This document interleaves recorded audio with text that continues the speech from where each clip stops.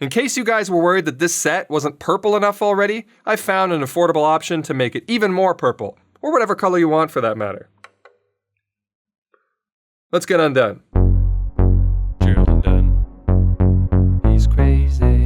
What is happening, everybody? I'm Gerald Undone, and today we're looking at an RGB light from Great Video Maker, the GVM 50RS RGB LED light panel. Now, I have mostly good things to say about it, but there are a few notable cons that we'll need to cover as well. So let's start off with one of the things that I really liked, which is the overall package and included accessories. So you've got the light panel itself, which is well constructed and made of aluminum, and I personally think it looks great, and it's mounted on this quality yoke system that allows you to mount the light both vertically and horizontally, which allows you more clearance for the barn doors when you're tilting, because that's an awesome included accessory that you get, barn doors, but we'll talk more about those in a second. You also get two diffusion panels, the primary one which doubles as a protective layer for the diodes, and then a second larger one that is set off a few inches from the panel that you mount with these included brackets if you want a bit of a softer look. Personally, while I like that it was included, I can't really see myself using that second diffusion panel too much because it doesn't really provide that much of a softer look, and it can't be used at the same time as the barn doors. They're not really compatible together, and I think that the barn doors are probably a bit more useful in the long run than that second diffusion panel will be. But on the topic of diffusion, while I do think that this yoke is great and allows you to mount it in different positions,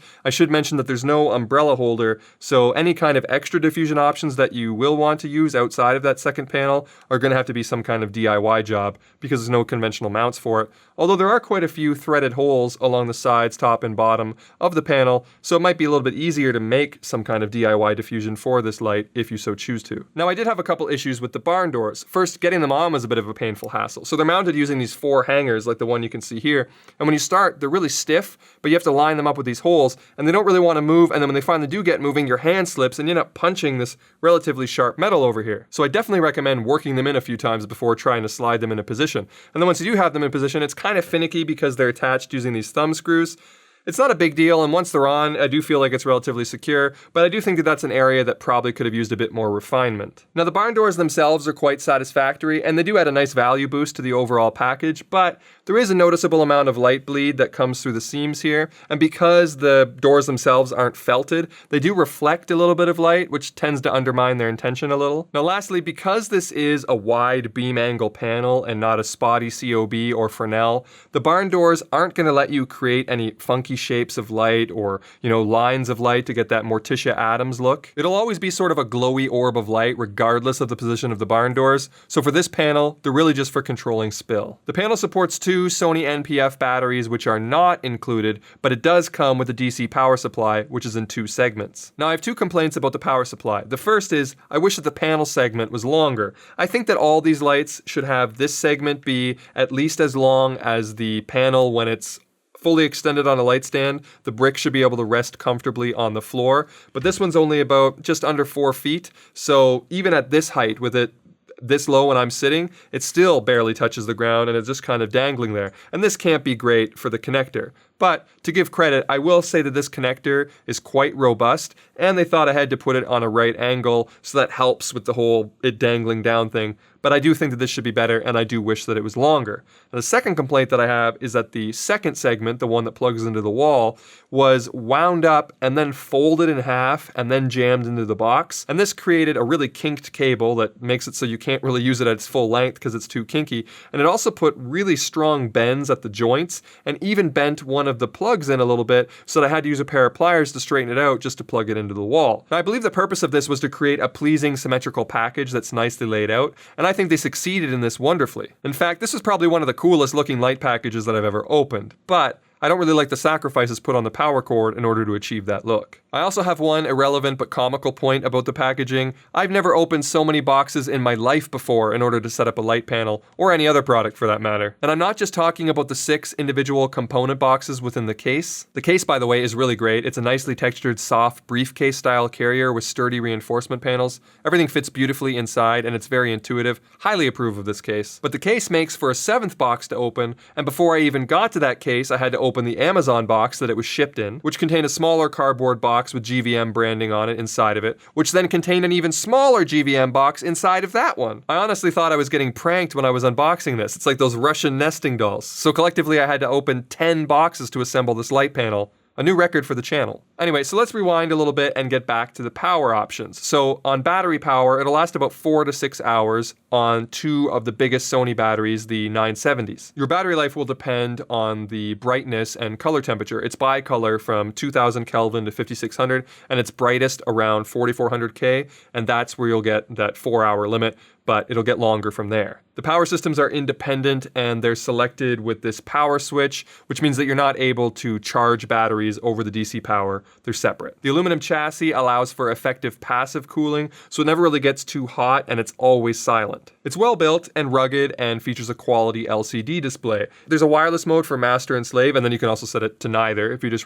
running a solo light. Now on master mode, you can only mirror the settings. You can't like independently tweak multiple lights. So if you want to have different lights with different settings, you're gonna have to go set them individually on each panel. But if you're okay with having all the lights do the same thing, then you can use the back of one panel and just make them all do what this panel's doing. Now there's two knobs. One of them is for brightness, and it's smooth and tactile and responsive, but it doesn't actually coincide with the guide that's on it. There's a min-max guide, but the knob itself spins forever. It doesn't stop at max. But you're probably going to want to use the LCD display anyway, and it does show you the brightness that you're set to. I just thought it was kind of a weird quirk that there's an arrow and a min-max, but it doesn't actually mean anything. But a bigger issue that I had with the brightness knob is that the brightness only moves in 5% increments, and the jump from 0 to 5% is pretty extreme. So I wish that it had 1% increments from 0 all the way to 100. Now the other knob controls 3 different attributes. You've got your color temperature, which goes from 2000 to 5600 like I was saying, and then if you press it in, it switches over to hue,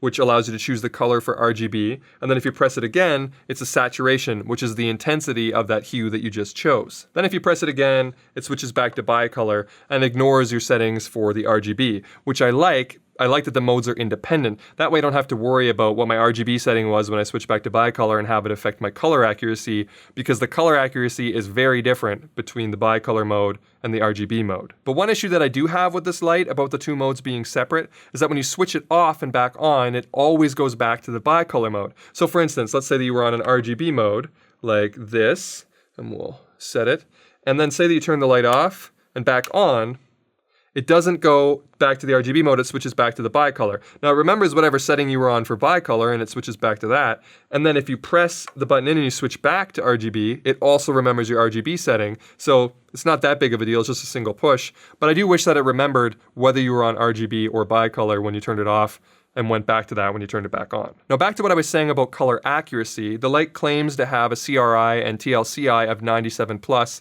but by my measurements, this only seems to be true when at 5600K. And it uses a different white light when in bicolor versus when in RGB mode, so there's serious color shift when you switch modes, even if the saturation is set all the way down to 0 and you're only using the white light, you're gonna notice a big difference between 5600K and the white of RGB. Now when you're on 5600K, the light performs quite well. I do find it to be a little bit warmer than it says. I think it's more around 5300, but it's not too bad, and I would definitely use this setting. However, and this is a big however, as soon as you adjust it down to the next notch, which is 5500K, there's a huge shift, and I would say it jumps by about 500 Kelvin or so, down to around 4800 to 4900, and is nowhere near 5500K, and is a noticeable jump, and it's not a smooth transition at all. Now my guess as to why this happens is the same thing I was saying about the power from 0 to 5%, because this 5500 is when the orange diodes first turn on. So I don't think it has an ability to kind of like add just a little bit of orange. It goes from 0 to 5%, and the orange is pretty significant when it kicks in. So again, if we had, smaller increments, we'd probably be able to get smoother from here, but instead we go from daylight to pretty significant shifting just by moving 100 Kelvin on the notch. Now after that, it's not too bad. All the way down the rest of the temperatures, it moves pretty smoothly until you get down to the bottom, and when you're at 2100 and then you switch to 2000, again it's a big jump to the serious orange, because that's when the white diodes turn off. So again, you're going to see that big jump because that 5% to 0% is a pretty significant switch. The other issue I have is there's a considerable amount of magenta in the warmer temperatures. It definitely doesn't match any kind of tungsten equivalent that you might be used to. It's a lot more rosy. So for me, I would probably only use this light at the 5600 Kelvin if I was going for accuracy and completely ignore the rest of the bicolor range, both because of the jumping colors and also because of that extra magenta that I don't really think mixes well with other lights that you might have. Now that sounds like a huge con, but several of the other lights that I use currently are only 5600K daylight, and I have to use CTOs if I want to warm them up right now, so it's not that big of a deal for me. But I would have definitely respected this panel's performance more if it didn't have those issues. In fact, interestingly, the light that I'm using right now to shine on me while I shoot this video is the Aperture 672, which actually costs more than this panel. The Aperture goes for around $280 US or $390 Canadian, and this panel is $240 US or $320 Canadian. Now the Aperture does have some perks. It can be diffused easier because it has an umbrella holder, and it has a great little remote control system, and it doesn't have any of the power cable issues that I was talking about that the GVM has. Its cord is plenty long to reach the ground and doesn't dangle weirdly. But then after that, that's it. It's just a daylight panel. And the GVM is actually a little bit brighter, which is plenty bright for a strong key light in a small space like this, and is ample for a fill light in a larger shooting scenario. We haven't really talked about the RGB that much, and that's really the whole point of this light. I think that this light is a pretty strong value just as a daylight panel. Now sure, there's some improvements that could be made as we mentioned earlier, but I think even if that's all it did, I would still recommend it just because of how great the overall package is. But when we add RGB into the mix, it becomes the best value RGB light out there currently. A lot of the other models that I've played with in a similar spec range start around $900 US and quickly move into the $1,200 and $1,300 territory. So at $240 for RGB, that's a pretty incredible price. Because if you didn't want RGB, this probably wouldn't be the panel to buy anyway, because there's much better value options out there. For instance, GVM themselves sell a 3-panel kit with stands and everything for a light similar to this but without RGB for the same price as one RGB panel, which is a crazy good value in its own right, but that's a different topic. Basically, my point is you can get non-RGB panels all over the internet for great prices, but I've never seen a price like this for RGB before. So how is the RGB? Well, it's great. Very vibrant and even. The hue selector uses a 360-degree mode, so it cycles from red through all the colors and then back to red again, similar to what you'd find in Photoshop, but it's not the type where you set the potency of the red, the green, and the blue channels independently like you would find with computer lighting. Then you mix that hue selection in with the saturation and the brightness in order to create the tone that you're going for. The color given off is very rich, stronger than what you can typically create by gelling, and obviously much easier. And although the barn doors aren't really that great at shaping the light because of the panel design, and the diffusion options are rather limited, those don't really hinder the RGB component of the light. I find the way it casts the color to be quite nice, especially if you're using it as an accent or to light the background, but it also has enough intensity to be quite useful for artistic effects. And that's really where this panel shines. So if you're looking for a light to give you some adaptable color options on a larger scale for creative purposes, as it stands right now, I don't think there's a better value option available. But it also has enough intensity. Could you kick up the 43D? I find the way it casts the color to be quite nice, especially, now the whole sentence is falling apart, but it also has enough intensity, I did it again, damn it. But you're probably gonna wanna use the LCDs, just me. But that's gonna be it for me. I hope you found this video helpful or at least entertaining, and if you did, make sure you leave it the old thumbs up and consider subscribing if you haven't already. But if you did not find this video helpful or entertaining, feel free to hit the dislike button twice. All right. I'm done.